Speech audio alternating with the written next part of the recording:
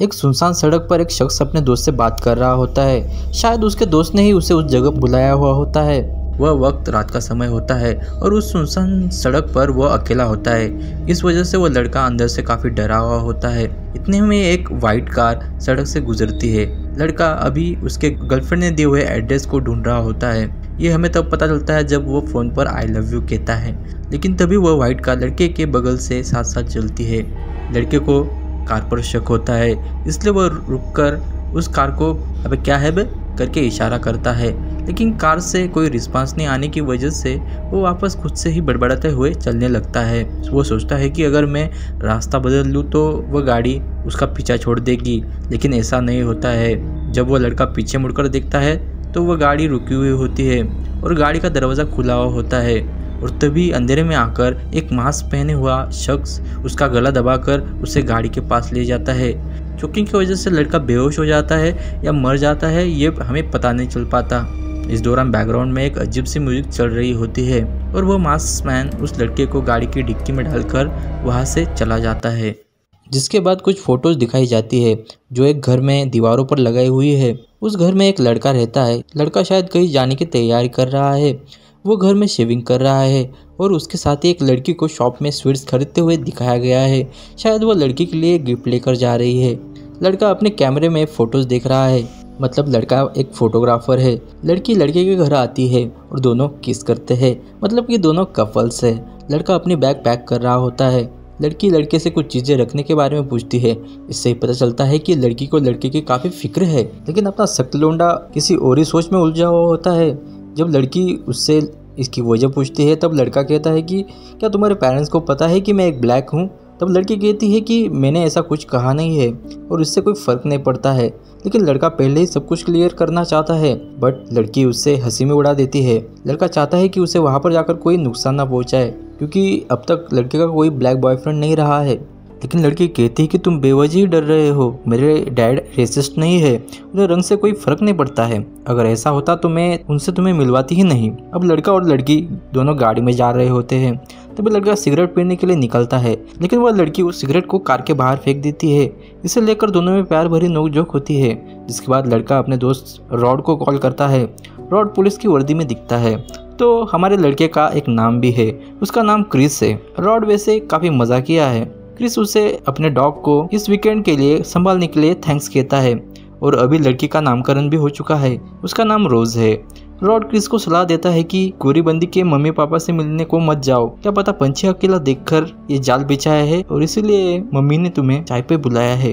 लेकिन क्रिस हंसने लगता है, जिसके बाद क्रिस उस फोन को काट देता है। दोनों ऐसे ही रास्ते से जाते हुए मजाक मस्ती कर रहे होते हैं कि तभी उनकी गाड़ी से अचानक से कोई चीज़ टकरा जाती है। जिसके बाद दोनों नीचे उतरकर देखते हैं तो गाड़ी की हेडलाइट पर खून लगा हुआ होता है। साथ में ही जंगल से किसी जानवर की करहाने की आवाज़ आती है। क्रिस को लगता है कि वह जानवर मर चुका है, लेकिन तभी फिर से वही करहाने की आवाज़ आने लगती है। क्रिस हिम्मत करके उस आवाज़ की दिशा में जाता है। आगे जाने पर उसे एक हिरन जख्मी पड़ा हुआ दिखता है। इसे देखकर लड़की की पूरी तरीके से फट चुकी हुई होती है। अब वहाँ पर पुलिस आ चुकी है। पुलिस रोज से पूछताछ कर रही होती है, लेकिन क्रिस अभी भी वही सदमे में है। एक तो पहले ही वो रोज के घर जाने से डर रहा था, ऊपर से ये अपशगुन हो गया था। जिसके बाद पुलिस क्रिस से आईडी मांगता है, लेकिन इस पर रोज पुलिस से आर्गुमेंट करती है, क्योंकि गाड़ी तो वो चला रही थी लेकिन पुलिस उससे आईडी मांग रही थी। लेकिन क्रिस अपनी आईडी दिखा देता है। रोज को ये बात बिल्कुल भी पसंद नहीं आती है कि क्रिस को बस इसलिए परेशान किया जा रहा था क्योंकि वो एक ब्लैक था। क्रिस को यह देखकर अच्छा लगता है कि रोज उसको लेकर कितनी पॉजिटिव है। तभी वो रोज के घर पहुंच जाते हैं। घर के आगे झाड़ू लगाता हुआ एक इंसान उन्हें हाय कहता है। रोज कहती है कि वो हमारा माली है, लेकिन क्रिस अभी भी उस माली को देख रहा होता है। दोनों घर के बाहर आते ही है और तभी रोज के माँ बाप उन्हें दरवाजे पर ही वेलकम करते हैं। क्रिस इस वार्म वेलकम से काफी खुश हो जाता है और वो उनके साथ अंदर चला जाता है। लेकिन वो माली बड़ी ही अजीब तरीके से उन्हें अंदर जाते हुए देखता है। अंदर जाते ही रोज वह हिरन का किस्सा बताती है। तब उसके पिता कहते हैं कि मुझे हिरन बिल्कुल भी पसंद नहीं है और अभी सिर्फ एक मरा है, अभी हजारों मरने बाकी है, क्योंकि हिरन अब चूहों की तरह हर जगह हो गए हैं। वो पूरे इकोसिस्टम को खराब कर रहे हैं। ये बात उन्होंने काफ़ी हंसी मजाक में कही थी, इसलिए सब हंस रहे थे। रोज के मॉम एंड डैड काफ़ी कूल दिख रहे थे, मतलब रोज के डैड तो काफ़ी जॉली टाइप इंसान थे। जिसके बाद रोज के डैड क्रिस को घर दिखाने के लिए ले जाते हैं। इस बीच में वो बताते हैं कि रोज की मॉम एक साइकेट्रिस्ट है और वो लोगों का इलाज करती है। साथ में वह रोज के भाई जेरेमी का फोटो भी दिखाते हैं। उनकी एक फैमिली फोटो भी होती है जिसमें रोज के दादाजी भी दिखते हैं।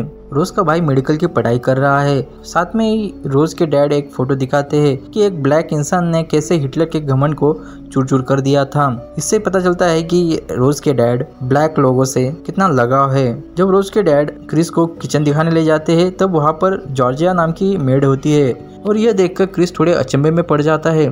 जिसके बाद दोनों घर के बाहर प्लेग्राउंड देख रहे होते हैं और तभी वो माली क्रिस को फिर से देखता है और क्रिस भी उसे देखता है। तब यह देखकर रोज के पिता कहते हैं कि मुझे मालूम है तुम क्या सोच रहे हो। तुम सोच रहे हो कि पूरी वाइट फैमिली है और नौकर सिर्फ काले क्यों।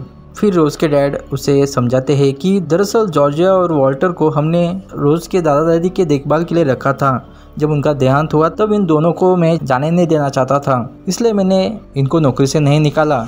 जिसके बाद पूरा परिवार ड्रिंक करने बैठता है। जब रोज के डैड क्रिस को उसके पेरेंट्स के बारे में पूछते हैं तब क्रिस कहता है कि उसके डैड उनके साथ कभी रहते ही नहीं थे और वो जब 11 साल का था तब उसकी माँ भी गुजर गई थी। क्रिस टेबल पर बैठा हुआ थोड़ा बेचैन नजर आ रहा था, इसलिए रोज के डैड क्रिस से पूछते हैं कि क्या तुम सिगरेट पीते हो।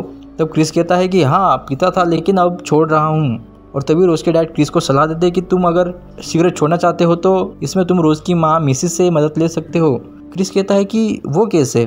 तब रोज के डैड कहते हैं कि हिप्नोसिस से। मिसी ने एक तरीका इजाद किया है। मुझे भी सिगरेट पीने की आदत थी और मैं 15 साल से सिगरेट पीता था, लेकिन जब मिसी ने मुझे हिप्नोटाइज किया तब से मुझे सिगरेट को देखकर ही उल्टी आती है। लेकिन तभी रोज कहती है कि हर किसी को अपने दिमाग से खेलने देना पसंद नहीं होता है। तभी टॉपिक चेंज किया जाता है। मिसी कहती है कि हम खुश है कि तुम इस वीकेंड पर गेट टुगेदर में हमारे साथ हो। यह गेट टुगेदर रोज के दादाजी के लिए रखा जाता है। तभी वो मेड ड्रिंक लेकर आती है। जॉर्जिना काफ़ी अजीब और बेकी बेकी से नज़र आ रही थी और इसी बीच वह क्रिस का ग्लास ओवरफ्लो भर देती है। जिसके बाद मिसी उसे अंदर जाकर आराम करने के लिए कहती है। तभी वहाँ पर जेरेमी आता है। जिसके बाद सब लोग डिनर पर खाना खा रहे होते हैं और जेरेमी रोज के बचपन के किस्से सुना रहा होता है। तभी मिसी कुछ मीठा खाना लेने के लिए जाती है और तभी क्रिस को वो मेड जॉर्जिया दिखती है। यहाँ पर जेरेमी अब अचानक से क्रिस से उल्टे सीधे सवाल करने लगता है और तभी मिसी केक लेकर आती है और बातों ही बातों में जेरेमी हाइपर हो जाता है और क्रिस को फाइट के लिए उकसाता है। लेकिन तभी मिसी जेरेमी को मना कर देती है। अब क्रिस रोज के बेडरूम में है। रोज थोड़ी भड़की हुई है। जेरेमी ने उसे कैसे फाइट के लिए उकसाया इस बात पर और ऐसे ही अपने परिवार के अजीब बिहेवियर के बारे में वो क्रिस को बता रही होती है। लेकिन क्रिस बस शांत रहकर वह सुन रहा होता है। जिसके बाद वो सब होता है।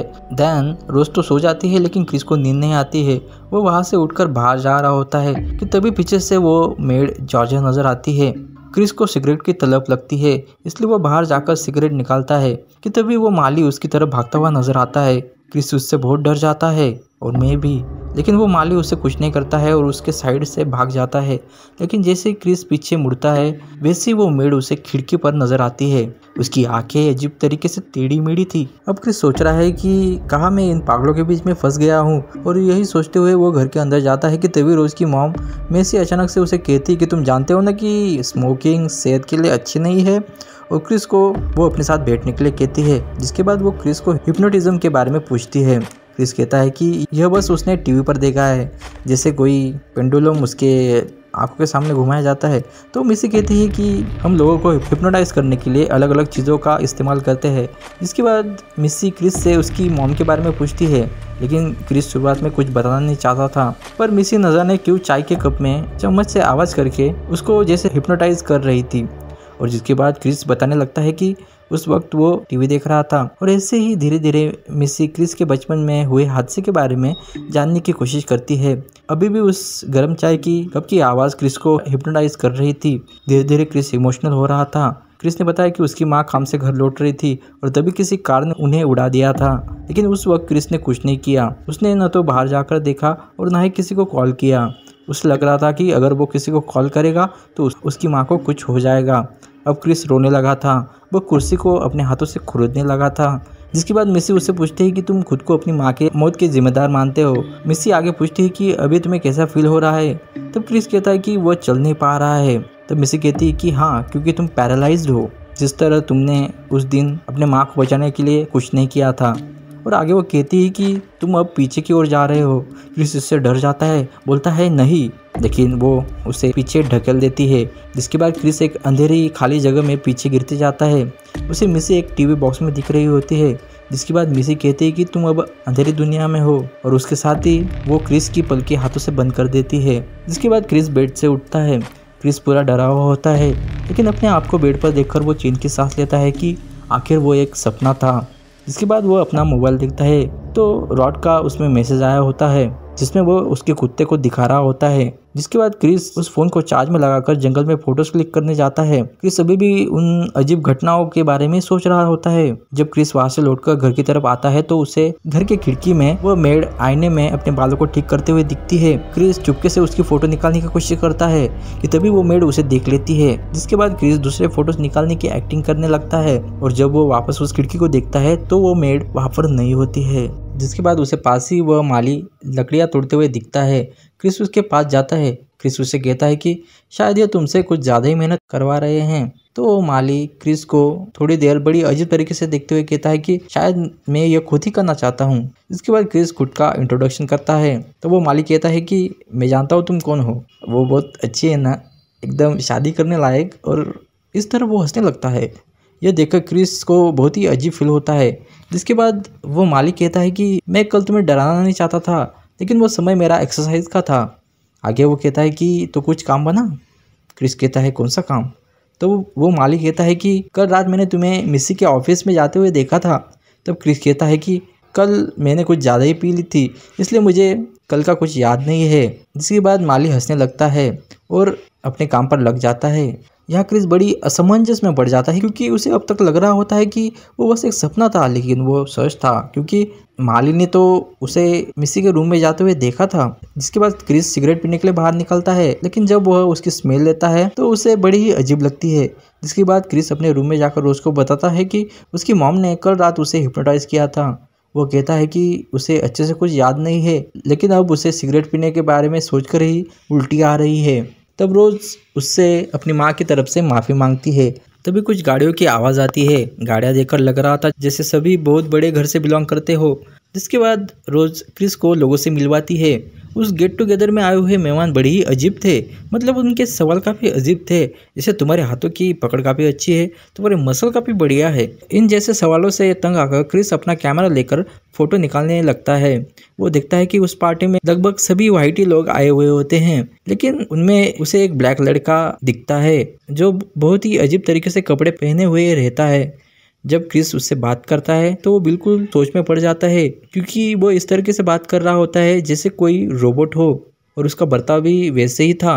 तभी क्रिस को एक अंधा आदमी मिलता है। वो कहता है कि मैं तुम्हें जानता हूँ, और क्रिस भी उसे जानता था, क्योंकि क्रिस की ज़्यादातर तस्वीरें वही अंधा आदमी खरीदता था।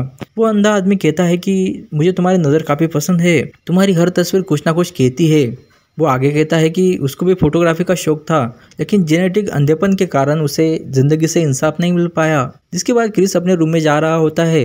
तभी सभी गेस्ट्स उसी को ही देखते हैं जिसे वो अभी तक नॉर्मल दिखने का नाटक कर रहे थे। क्रिस रूम में आकर देखता है कि उसके मोबाइल की चार्जिंग पिन किसी ने निकाल कर रखी हुई थी, और जिसके कारण उसका मोबाइल स्विच ऑफ हो गया था। जिसके बाद क्रिस मोबाइल को चार्ज को लगाकर अपने पास ही के कमरे में झाँक कर देखता है। तब वहाँ पर वही मेड उसे रूम की साफ सफाई करते दिखती है। तभी रोज वहाँ पर आती है। क्रिस रोज को बताता है कि वो मेड जॉर्जिना ने उसका फोन चार्जिंग से हटा दिया था। जब रोज उससे पूछती है ऐसा क्यों, तो क्रिस कहता है कि शायद उसे पसंद नहीं है कि मैं तुमसे बात कर रहा हूँ, लेकिन रोज यह बात मजाक में उड़ा देती है। लेकिन क्रिस अभी भी सीरियस रहता है, इसलिए रोज वहाँ से चली जाती है। अब क्रिस अपने दोस्त रॉड से बात कर रहा होता है कि वह जगह कितनी अजीब है, और वहाँ के लोगों को ऐसा लगता है कि हर एक बैक इंसान उनका नौकर होना चाहिए। और क्रिस वह हिप्नोटाइज वाली बात भी कहता है। जिसके बाद रॉड कहता है कि तू कुछ भी कर और वहाँ से जल्दी निकल। क्रिस कहता है कि उन्होंने सिर्फ स्मोकिंग छोड़ने के लिए मुझे हिप्नोटाइज किया था, और अच्छी बात है कि मैंने सिगरेट छोड़ दी है। लेकिन रॉड इससे खुश नहीं था। वो कहता है कि तुम इस चीज़ से डर कैसे नहीं रहे हो, ये फैमिली तुझसे कुछ भी करवा सकती है, शायद तुम्हें पता नहीं है, लेकिन ये गोरे खुद के लिए सेक्स स्लेव्स भी रखना पसंद करते हैं। लेकिन क्रिस को यह मजाक लगता है और वो रॉड पर हंसता है। तब रॉड उसे जेफरी डामर का एग्जाम्पल देता है कि वह कैसे ब्लैक लोगों का कत्ल करता था। वो ब्लैक लोगों को अपने साथ मजे के लिए ले जाने के बहाने उनके साथ सेक्स करके उनको काट देता था। ब्लैक लड़कों को लगता था कि वो मस्त मजे करेंगे, और वो मजे करते भी थे, लेकिन उनकी मुंडी कटने के बाद सुनकर ये कितना अजीब लगता है ना। क्रिस कहता है कि इतनी घटिया कहानी तुम बना कैसे लेते हो। तब रॉड कहता है कि मैंने ये डॉक्यूमेंट्री मिस्टर फ्री की यूट्यूब चैनल पर देखी थी। क्रिस कहता है कि यहाँ पर कुछ ब्लैक लोग भी है, लेकिन वो बहुत ही अजीब बिहेवियर कर रहे हैं। तो रॉड हंसकर कहता है कि शायद वो सब हिप्नोटाइज हो और रोज की माँ ने ही इन सबको ऐसा बनाया हो। क्रिस को ये जोक पसंद नहीं आता है और वो फ़ोन काट देता है। तभी वहाँ पर वो मेड आ जाती है। वो क्रिस से फ़ोन के बारे में माफ़ी मांगती है। वह कहती कि उसने टेबल साफ करने के लिए फ़ोन उठाया था और गलती से चार्जर निकल गया, जिसके बाद उसने चार्ज को लगाया ही नहीं था। क्रिस कहता है कि कोई बात नहीं, मैंने किसी से इसकी शिकायत नहीं की है। वो क्या है ना, मैं गोरों के बीच में रहता हूँ तो थोड़ा डर जाता हूँ। यह बात सुनकर वो मेड बहुत ही असहज हो जाती है, जिससे वो कुछ बोलना चाहती हो पर बोल नहीं पा रही हो। उसकी आंखों में पानी आ जाता है, लेकिन फिर भी वो मुस्कुराती है और कहती है न न न न न, मतलब वो परफॉर्मेंस काफ़ी अच्छा होता है, मेरी राय दे रहा हूँ। वो कहती है मेरा एक्सपीरियंस इससे अलग है, यह परिवार हमसे बहुत ही अच्छा बर्ताव करता है और वो हमें अपनी फैमिली की तरह मानते हैं। उसके जाने के बाद क्रिस कहता है कि ये तो बड़ी ही सनकी और पागल लगती है। यह सब होने के बाद क्रिस जब बाहर आता है तो रोज के डैड उसको उनके मेहमानों से मिलवा रहे होते हैं। यहाँ पर भी उनके अजीब सवाल क्रिस को परेशान करते हैं। तभी वो टोपी वाला लड़का वहां से गुजर रहा होता है। क्रिस उससे ही वो सवाल पूछता है और चुपके से ही उस लड़के की फ़ोन में रिकॉर्डिंग करने लग जाता है, लेकिन गलती से वह फ़ोन में रिकॉर्डिंग की बजाय फ़ोटो क्लिक कर देता है, जिस कारण फ़ोन के फ्लैश चल जाता है और उस टोपी वाले बंदे को पता चल जाता है कि इसने मेरा फोटो लिया है। उसके कुछ ही सेकंड्स बाद उसके नाक से खून निकलने लगता है और वो हिंसक होकर क्रिस को कहता है कि चले जाओ, I mean go, get out. कहता है कि चले जाओ। जिसके बाद कुछ लोग उसे पीछे से पकड़ कर ले जाते हैं। बाद में रोज के डैड क्रिस को समझाते हैं कि सीजर की वजह से उसको ऐसा दौरा पड़ा था, क्रिस के फ़ोन के फ्लैश की वजह से वो भड़का था। तभी मिसी अपने ऑफिस से बाहर आती है, साथ में वो टोपी वाला लड़का भी बाहर आता है। अब वो नॉर्मल दिख रहा था। वो अपने बर्ताव के लिए सबसे माफ़ी मांगता है और वहाँ से चला जाता है। जिसके बाद दोनों भी घर के बाहर आ जाते हैं। क्रिस कहता है कि वो एपिलेप्टिक का दौरा था, ना कि सीजर, लेकिन रोज कहती है कि मेरे डैड न्यूरोसर्जन हैं और उन्हें पता है किस में क्या फ़र्क होता है। इस बात को लेकर दोनों में थोड़ी बहस होती है। क्रिस कहता है कि शायद मैं लोगन को जानता हूँ, मतलब वो टोपी वाला इंसान, और तुम्हारी माँ ने ही उसे कुछ किया है, ऐसा उसे लगता है। साथ में ही मेरे दिमाग के साथ भी उन्होंने कुछ किया है। इस पर रोज कहती है तो क्या हुआ, इसका अच्छा इफेक्ट ही तुम पर पड़ा है। क्रिस कहता है नहीं, ये गलत है, अभी मैं वो सब सोच रहा हूँ जो मैं नहीं देखना चाहता हूँ। दूसरी तरफ रोज के डैड कुछ नीलामी जैसा खेल खेल रहे होते हैं, लेकिन इसमें सब इशारों से ही हो रहा था, मतलब कोई कुछ बोल नहीं रहा था। क्रिस रोज से कहता है कि मुझे यहाँ से जाना है, तो रोज कहती है कि मेरे बिना, तो क्रिस कहता है कि तुम्हारी मर्जी। जिसके बाद रोज नाराज हो जाती है। यहाँ पर अभी भी रोज के डैड नीलामी कर रहे होते हैं और बाद में दिखता है कि वो जिस चीज़ की नीलामी कर रहे होते हैं वो क्रिस था और आखिर में वो अंधा आदमी उस नीलामी में जीत जाता है। इसके साथ ही रोज की माँ और उसका भाई को दिखाया गया है और ये सब वो देख रहे होते हैं, जैसे उनके लिए कुछ नया नहीं था। यहाँ पर शाम हो गई थी। क्रिस और रोज बाहर ही बैठे हुए थे। क्रिस बताता है कि जब उसकी माँ की मौत हुई थी तब उसने न तो उनकी मदद की और ना ही पुलिस को इन्फॉर्म किया था। जिसके बाद 1 घंटा बीता, फिर 2, फिर 3, लेकिन मैंने कुछ नहीं किया। मैं बस वहाँ टीवी देखता रहा। बाद में पता चला कि पहले हिट के बाद वो बच गई थी, लेकिन मेरी ही लापरवाही के कारण वो सड़क पर वैसी ही जख्मी हालत में पड़ी रही और पूरी रात ठंड के कारण वो मर गई और मैं बस टीवी देखता रहा। उन्हें तब कोई ढूंढने आता तो वो बचाया जा सकता था। और यह कन्फेस करके वो रोने लगता है और कहता है कि मेरे पास सिर्फ तुम हो और इसीलिए मैं तुम्हें छोड़कर कभी नहीं जाऊंगा। जिसके बाद रोज कहती है कि चलो अब घर चलते हैं, अब यहाँ और नहीं रहना। और जिसके बाद दोनों वापस आते हैं। क्रिस को फिर से वो अजीब चेहरे परेशान करते हैं। अंदर आने के बाद क्रिस लोगन का फोटो अपने दोस्त रॉड को भेजता है। तभी रॉड का कॉल उससे आता है और वो कहता है कि ये तो आंद्रे है, वेरोनिका का बॉयफ्रेंड। तभी क्रिस कहता है कि मुझे लगा ही था कि मैंने इसे कहीं तो देखा हुआ है। लेकिन वो बहुत ही अजीब तरीके से बिहेवियर कर रहा था और किसी गोरी के साथ था जो उससे 30 साल बड़ी है। तब रॉड कहता है सेक्स लेव, भाई तू निकल वहाँ से, तू कुछ भी कर, कैसे भी कर, लेकिन वहाँ से निकल। और तभी रॉड की फ़ोन की बैटरी डेड हो जाती है। उसके बाद पीछे से रोज़ आती है। क्रिस कहता है कि हमें अभी यहाँ से निकलना होगा। रोज़ कहती है कि लेकिन अचानक से हुआ क्या। तब क्रिस कहता है कि मैं तुम्हें यह सब गाड़ी में बताऊंगा। रोज़ कहती है कि रुको मैं अपनी बैग पैक करती हूँ। क्रिस अपनी बैग पैक कर रहा होता है कि उसे दिखता है कि उसके रूम में एक छोटा सा दरवाज़ा होता है जो खुला हुआ होता है। जब वो वहाँ पर जाकर लाइट ऑन करता है तो उसे वहाँ पर एक रेड बॉक्स दिखता है जब वो बॉक्स को खोलता है तब वहाँ पर उसे रोज की कुछ तस्वीरें दिखती है। उन तस्वीरों में ही उसकी कुछ तस्वीरें ब्लैक बॉयफ्रेंड्स के साथ भी होती है। तब उसे याद आता है कि रोज ने तो उससे कहा था कि क्रिस उसका पहला ब्लैक बॉयफ्रेंड था। उन तस्वीरों में उस मालिक की तस्वीर भी थी और साथ में उस मेड जॉर्जिना की भी। ये देखकर क्रिस के पैरों के तले जमीन खिसक जाती है। उसके बाद वो दरवाजा बंद करता है और तभी वहाँ पर रोज आ जाती है। क्रिस कहता है कि वो अपना कैमरा ढूंढ रहा है। तब रोज उसे ढूंढ कर देती है। उसके बाद क्रिस रोज को गाड़ी की चाबी ढूंढने को कहता है और रोज वह चाबी ढूंढ रही होती है और वो दोनों नीचे आते हैं। नीचे रोज का भाई हाथ में एक मॉप लिए हुए होता है। वो उसे रोकने के लिए कहता है तो क्रिस कहता है कि हम बस बैग्स गाड़ी में रख रहे हैं। तभी मेसी आती है। वो क्रिस को चाय पीने के लिए कहती है लेकिन क्रिस उसे मना कर देता है। रोज कहती क्रिस का कुत्ता बीमार हो गया है इसलिए उसे अभी जाना पड़ेगा। क्रिस काफ़ी डर गया था और बार बार वो रोज को चाबियाँ ढूंढने के लिए कह रहा था। और तभी रोज के डैड भी वहाँ पर आ जाते हैं। वो क्रिस से पूछते हैं कि आखिर तुम्हारा मकसद क्या है। क्रिस कहता है मतलब। तब रोज के डैड कहते हैं कि तुम्हारा जीवन में मकसद क्या है। तो क्रिस कहता है कि अभी फिलहाल तो बस गाड़ी की चाबी ढूंढना है। इसी बीच क्रिस काफ़ी हाइपर हो जाता है और रोज को चाबी ढूंढने के लिए कहता है और तभी रोज का भाई क्रिस पर हमला कर देता है लेकिन क्रिस इससे बच जाता है और अब रोज भी बदल जाती है। उसके पास चाबी होती है लेकिन वो उसे देना नहीं चाहती थी। क्रिस समझ आता है कि पूरे परिवार ने मिलकर उसे फंसाया होता है। अब कोई दूसरा चारा नहीं होने की वजह से क्रिस रोज के भाई से लड़ने जा रहा होता है और तभी मिसी फिर से वो गर्म चाय की प्याली की आवाज़ करके क्रिस को बेहोश कर देती है। जिसके बाद दोनों बाप बेटे मिलकर क्रिस को नीचे वाले रूम में ले जाते हैं। क्रिस फिर से वह अंधेरी जगह पर जा रहा होता है। वह सबको देख सुन सकता था लेकिन कुछ कर नहीं सकता था। यहाँ पर रॉड क्रिस को कॉल कर रहा होता है लेकिन क्रिस का फ़ोन बंद आ रहा होता है। जिसके बाद रॉड उसके घर जाकर भी देखता है लेकिन क्रिस वहाँ पर भी नहीं होता है। जिसके बाद रॉड लैपटॉप में आंद्रे को सर्च करता है तो वो देखता है कि आंद्रे कई महीनों से लापता हुआ होता है। यहाँ पर क्रिस को होश आता है तो वो देखता है कि उसे किसी रूम में कुर्सी पर बांध कर रखा हुआ होता है। वो खुद को छुड़ाने की कोशिश करता है पर उसमें नाकाम रहता है। उस रूम में एक 12 सिंगे का स्कल्पचर भी होता है। उस रूम में एक टीवी भी थी। उसमें एक क्लिप दिखना शुरू हुई। उस क्लिप में रोज के दादाजी दिख रहे थे। वो बोल रहे थे कि तुम्हारी शारीरिक क्षमताओं को देखते हुए तुम्हें चुना गया है। तुम हमारे साथ किसी बड़े और ख़ास काम का हिस्सा बन सकते हो। साथ में वो कोइगला प्रोसीजर को दिखाते हैं जो उन्होंने खुद बनाई है। तो दादा कुछ इस कदर समझाते हैं कि कुछ समझ नहीं आता है लेकिन आगे आपको इसकी जानकारी धीरे धीरे समझ में आएगी। इसके बाद क्रिस का पूरा ससुराल उस वीडियो क्लिप में नजर आता है। जिसके बाद वही गर्म चाय की प्याली की आवाज़ से क्रिस बेहोश हो जाता है। यहाँ पर रॉड अपने वरिष्ठ अधिकारी के पास क्रिस और आंद्रे की केस लेकर जाता है। वह उन्हें सब कहानी बताता है कि वह गोरे कालों को घर बुलाकर उन्हें हिप्नोटाइज करके उन्हें सेक्स स्लेव बना रहे हैं। लेकिन वह अधिकारी उस पर हंसने लगते हैं और उसका मजाक बन जाता है। इसलिए रॉड खुद से ही वो केस सॉल्व करने लगता है। इस बीच उसने क्रिस को कॉल किया और इस बार किसी ने वो फोन उठाया था। वो रोज थी। उसने कहा कि क्रिस तो 2 दिन पहले ही यहाँ से चला गया था।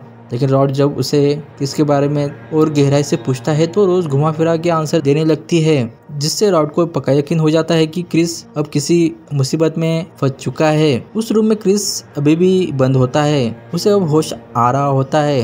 जिससे उसे होश आता है उस टीवी पर फिर से एक वीडियो चलती है। लेकिन इस बार वो अंधा आदमी उस टीवी में दिखाई देता है। वो अंधा आदमी कहता है कि तुम बहुत ही लकी आदमी हो क्योंकि जेरेमी जो रोज का भाई है उसके तरीके बहुत ही दर्दनाक होते हैं। उसके बाद वो कहता है कि तुम्हारे अगर कोई सवाल हो तो तुम पूछ सकते हो, इससे प्रोसीजर पर पॉजिटिव इफेक्ट पड़ेगा। लेकिन क्रिस कुछ नहीं कहता है।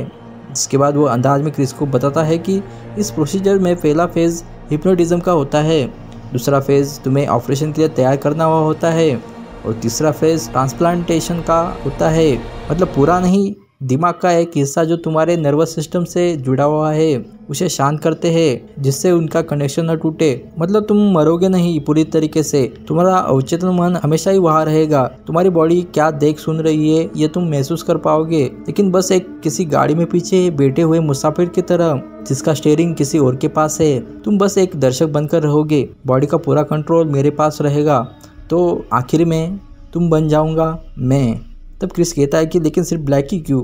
तो वो अंधा आदमी हंसने लगता है और बोलता है कि मुझे क्या पता, लोग बदलना चाहते हैं, कुछ ताकतवर बनना चाहते हैं, कुछ तेज, कुछ कूल, लेकिन मैं उनकी तरह नहीं हूँ। मेरा मकसद अलग है, मुझे तुम्हारी आंखें चाहिए। और फिर वो वीडियो कॉल बंद हो जाती है। क्रिस देखता है कि बेचैनी की वजह से उसने कुर्सी को हाथों से कुरेदा था। इसके थोड़ी देर बाद टीवी पर वही गर्म चाय की प्याली और चम्मच दिखती है और उसकी आवाज़ से क्रिस बेहोश हो जाता है। यहाँ दूसरी तरफ वो अंधा आदमी किसी दिमाग स्कैन करने वाली मशीन में लेटा हुआ होता है और रोज के डैड प्रार्थना करते नजर आते हैं। इसके बाद जेरेमी और उसके डैड उस अंधे आदमी की खोपड़ी खोलते हैं। उसके बाद जेरेमी क्रिस को लेने उसके रूम में जाता है। वो क्रिस के हाथ पाँव खोलता है, लेकिन जब जेरेमी पीछे मुड़ा हुआ होता है तभी क्रिस उठकर उसके सर में एक बॉल दे मारता है, जिससे जेरेमी नीचे गिर जाता है। जब जेरेमी फिर से उठने की कोशिश करता है, क्रिस उस पर फिर एक वार करता है, जिससे वो नीचे ही पड़ा रहता है।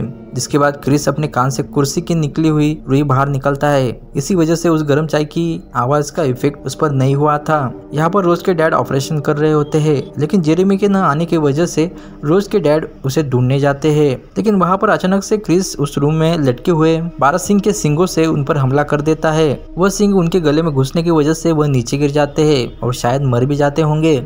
इसके बाद क्रिस किचन में आ जाता है।